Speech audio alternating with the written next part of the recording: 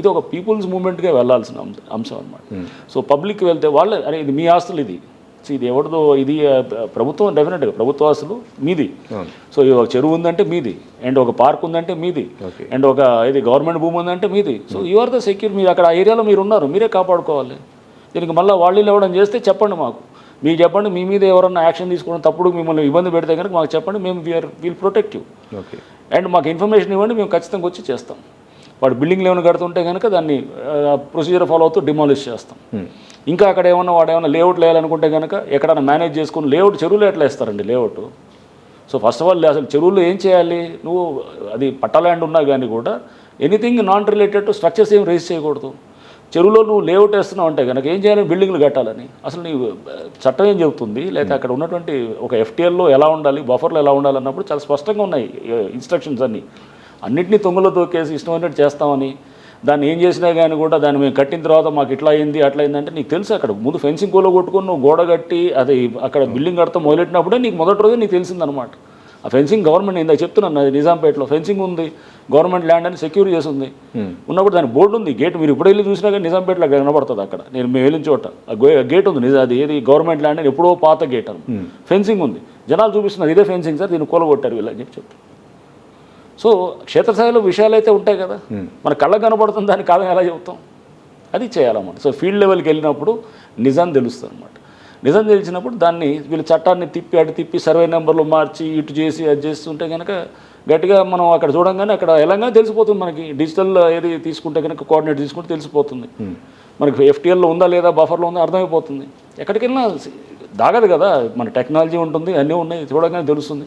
దాని గురించి కొంత అవగాహన ఉంటే కనుక ఈజీగా అర్థమైపోతుంది అనమాట. సో ఆక్రమణ అంటే గతంలో చాలా జరిగాయి, గతంని మీరు వెలికి తీసి సెటరేట్ చేస్తారా లేకపోతే భవిష్యత్తులో జరగబోయేటిని ఆపుతారా? ఎందుకంటే ఎందుకు మీకు సతీష్, నేను 3 ఫేజెస్ చేయాలి మనం.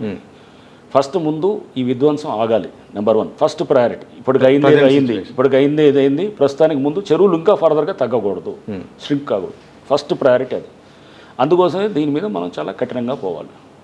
నెక్స్ట్ అక్కడితో అయిన తర్వాత నెక్స్ట్ ఫేజ్ ఏం చేస్తాం, ఆల్రెడీ ఆక్రమించినటువంటి బిల్డింగ్స్ ఉన్నాయి, దాంట్లో 2-3 విధాలుగా ఉంటాయి. లైక్ ఏంటి, మనకి అనాథరైజ్ స్ట్రక్చర్స్ ఉంటాయి, వాడికి ఏముండదు, అసలు పర్మిషన్ ఏముండదు, నోటరీ మీద చేసుకొని ఉంటాడు, అది ఒకలాగట్టి హ్యాండిల్ చేస్తాం. ఆథరైజ్డ్ అయ్యి ఉంటాయి, అంటే వాళ్ళు పర్మిషన్ తీసుకొని ఉంటారు, అంత చేసిన వాళ్ళు ఉంటారు, అది ఒకలాగా ఉండాలి. అసలు ఎఫ్టీఎల్ చెరువు డిక్లేర్ చేయకముందు 20 ఏళ్ల క్రితం కట్టినవి ఉంటాయి, దాన్ని ఒకలాగా హ్యాండిల్ చేయాలి. ఓకే. సో అంటే మనం ఇష్యూ బట్టి మనం వెళ్ళాలన్నమాట. సో దీనికి ఇంకా లోతైన దానికి పోతాం అనమాట. సో అట్లానే కొంతమంది పేదవాళ్ళు ఉండొచ్చు, పేదవాళ్ళు ఉండి వాటికి అదే ఇది ఉండొచ్చు. ఈ ప్రశ్న అడుగుతాను ఎందుకంటే మీరు సామాన్యుల వైపు అయితే ఎక్కువ ఉంటారు, ఏ సమస్య వచ్చినా వాళ్ళ కన్సర్న్తో ఆలోచిస్తారు. కొంతమంది అమాయకంగా కొంత ప్లేస్ కొని ఇల్లు వరకు కట్టుకుంటారు, మరికొంతమంది ఇండివిజువల్గా కొన్ని తెలుసో తెలియకో తప్పులు చేసి ఉంటారు. వాళ్ళు బతకడానికి ఒక ఇల్లు మాత్రమే ఉంచుకుంటారు తప్ప వాళ్ళు ఏదో బిజినెస్ లాగానో లేఅవుట్ లాగానో కట్టుకోరు. సామాన్యుల పరిస్థితి ఏంటో, సామాన్యులు ఒకవేళ తప్పు చేశారని తెలిస్తే వాళ్ళకేమైనా పరిష్కారం ఉంటుందా లేకపోతే అందరిలాగానే వాళ్ళు కూడా శిక్ష? ఇప్పుడు మీరు చూసారు మూసీలో గవర్నమెంట్ ఏం చేస్తున్నారు, సర్వే చేస్తున్నారు. మూసీ రివర్ బెడ్ అంతా కూడా ఎప్పటి నుంచో వచ్చిన ఆక్రమణలు ఉన్నాయి. చేసి ఏం చేస్తారు, వాళ్ళు కనుక రీహాబిలిటేషను లేకపోతే వాళ్ళకి రిలీఫ్ అంటే వాళ్ళకి ఏదో ఒకటి సమ్ కంపెన్సేషన్ ఇచ్చేది ఉంటుంది. సో ఇస్తూ గవర్నమెంట్ ఏం చేస్తుంది, వాళ్ళకి ఒక ఆల్టర్నేటివ్ ప్లేస్. సో డెఫినెట్గా ఉంటాయి, ముందు ఇవన్నీ కూడా వస్తాయన్నమాట. సో కంపెన్సేషన్ ఇచ్చేటటువంటిది ఎక్కడన్నా జెన్యూన్ అయితే కనుక. బట్ అలా కాకుండా నువ్వు అనాథరైజ్ స్ట్రక్చర్స్ కట్టిన తర్వాత ఎట్లా వస్తుంది అసలు ముందు ఎఫ్టీఏలో కట్టడానికి ఎట్లా ఉంటుంది, అసలు చేయకూడదు కదా. ఇప్పుడు అందుకోసం ముందు వచ్చేదాన్ని ఆపుదాము, ఆల్రెడీ ఎగ్జిస్టింగ్ స్ట్రక్చర్స్ని పోదాము. అప్పుడు పర్మిషన్ ఇచ్చి కట్టి ఉన్నారు అనుకోండి, పర్మిషన్ ఇచ్చి చేస్తుంటే కనుక, పర్మిషన్స్ అన్నీ తీసుకొని ఉంటే కనుక దాన్ని డెఫినెట్గా దాన్ని ఇంకొకలాగా చూడాలి.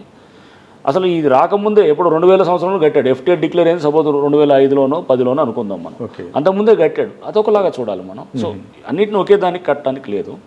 అండ్ ఒక పేదవాడు అతనికి ఒక చిన్న ప్లాట్ ఉంటుంది, 60 గజాల ప్లాట్ ఉంటుంది, దాన్ని డిఫరెంట్గా చూడాలి.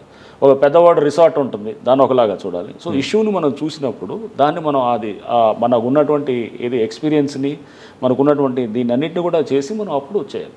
రేపు పలానా వాడిని మీరు యాక్ట్ చేయలేదు అన్నప్పుడు మనకు ఒక సహేతుకమైన రీజన్స్ చెప్పగలిగేటటువంటిది ఉండాలన్నమాట. ఎవరు అడిగినా కానీ ఇదిగో దీనికి మేము చేయలేదు అంతే తప్ప, కానీ దీంట్లో ఏదో మన సొంత ఇంట్రెస్ట్లు ఉన్నాయనో ఇట్లాంటివి కాకుండా దీనికి ఇది కారణాలు అనేది చెప్పేటటువంటి విధంగా ఉండాలన్నమాట.